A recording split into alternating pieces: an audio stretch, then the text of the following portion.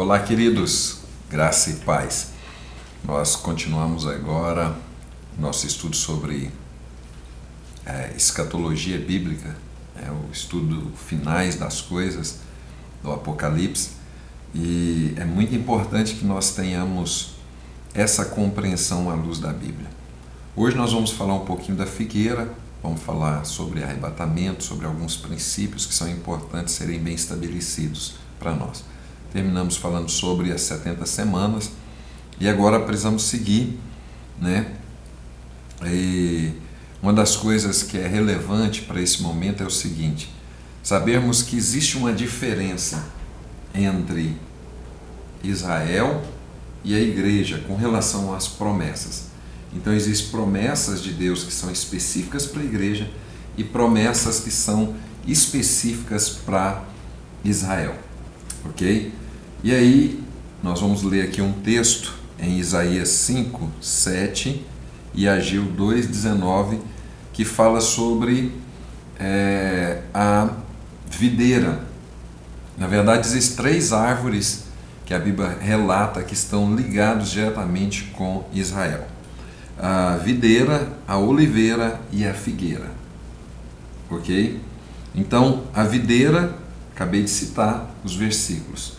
A oliveira, Oséias 14, 6 fala, tem outros textos também, mas esse vai falar especificamente sobre Israel.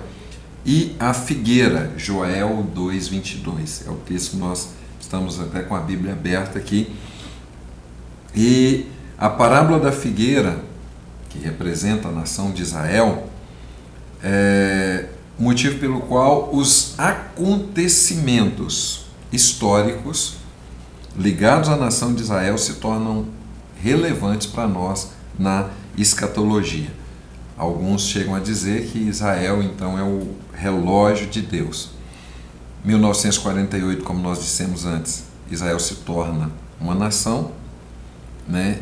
E então as folhas da figueira foram lançadas, né? De uma forma inacreditável, as Nações Unidas estabelecem Israel de novo, né? E o texto diz assim, Isaías 66, 8: quem jamais ouviu tal coisa? Ou nasce uma nação de uma só vez?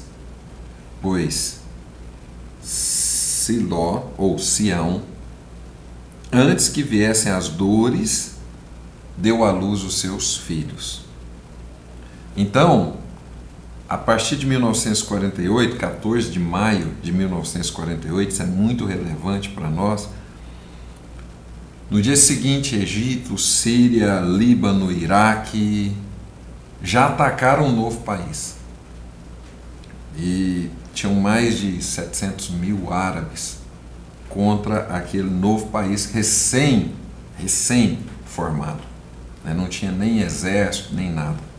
Só que judeus que estavam espalhados ali em volta pela Tunísia, Líbia, Iêmen, Iraque também, vários outros países, imediatamente retornaram para Israel, como foi prometido por Deus aos antepassados desse povo, especificamente a Abraão, especificamente a Isaac, a Jacó, os demais. E aí, Êxodo 6, 7, 8 diz assim: tornarei o meu povo e serei o seu Deus, e sabereis que eu sou o Senhor, vosso Deus, que vos tiro debaixo das garras do Egito. E vos levarei à terra a qual jurei a dar a Abraão, Isaque e Jacó, vos darei por possessão, porque eu sou o Senhor. Então é muito importante nós sabermos que todas as profecias bíblicas, elas já estão se cumprindo, e o final realmente está próximo. Depois desses conflitos, em 1980, depois de Cristo agora, Jerusalém finalmente foi declarado a capital de Israel. E vimos que a parábola de Jesus, né, aqui sobre o broto da figueira, é um dos maiores sinais que apontam para o fim.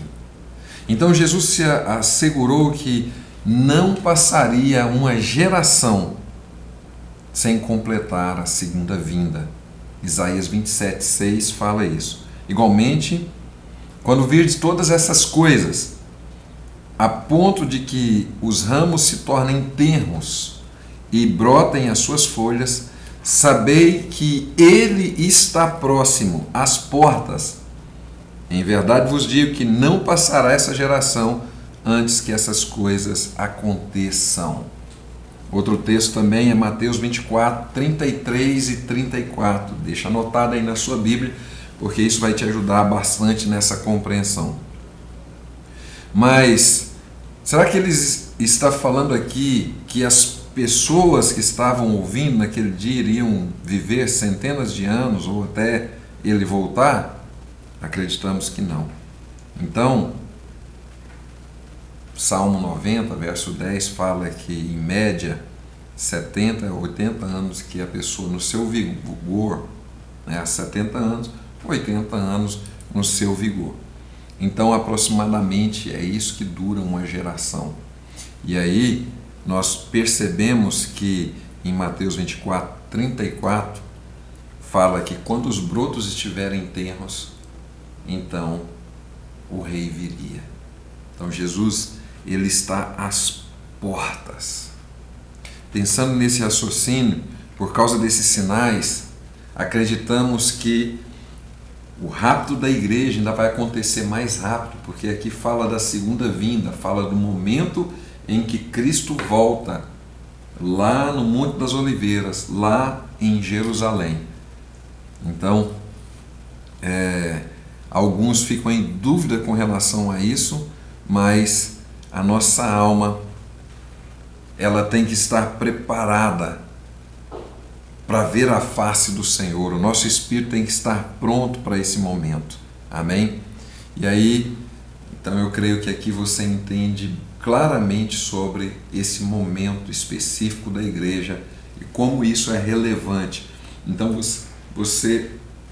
nós observamos o quadro mundial e percebemos que a movimentação das nações, elas caminham para esse lugar.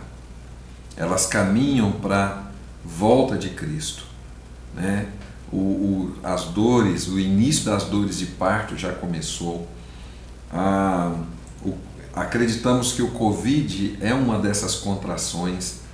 A movimentação mundial que paralisou o mundo converge para que haja um senso comum entre as pessoas sobre uma só moeda, um só governo mundial, uma só religião, entende? Toda esse estreitamento, né? Nós vemos que lá em Israel já foi estabelecido todos os utensílios do templo. Nós vemos que várias profecias elas estão se cumprindo. Diretamente eu estive lá algum tempo atrás e vi a profecia de Zacarias 8 se cumprindo lá, os velhos nas praças conversando, os jovens cantando músicas, as crianças brincando. Zacarias 8 está se cumprindo ali. Várias profecias apontam para esse momento. Então, ficamos atentos agora com a Agenda 2030 do Anticristo, né? A movimentação de um sinal de paz que vai estabelecer de fato, né, uma certeza no coração daqueles homens de que esse é o caminho a se seguir, mas nós que cremos em Jesus, nós que esperamos a sua vinda, estamos preparados ou precisamos de fato nos preparar, porque breve ele vem. Amém? Deus abençoe vocês. Em seguida nós voltamos falando sobre o arrebatamento.